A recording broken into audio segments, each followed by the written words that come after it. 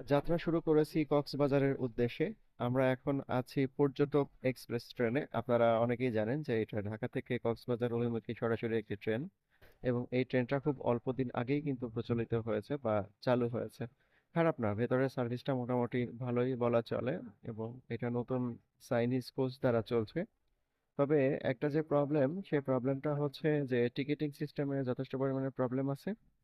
আর আরেকটা প্রবলেম হচ্ছে ট্রেনের গতি কিন্তু তুলনামূলকভাবে কম। এটা কম হবে স্বাভাবিক ব্যাপার। কারণটা হলো এটা মিটার গেজ ট্রেন।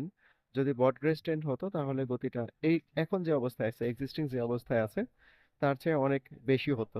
আমরা 6টা 15 মিনিটে আমরা একেবারে ঢাকা কমলাপুর স্টেশন থেকে উঠেছি।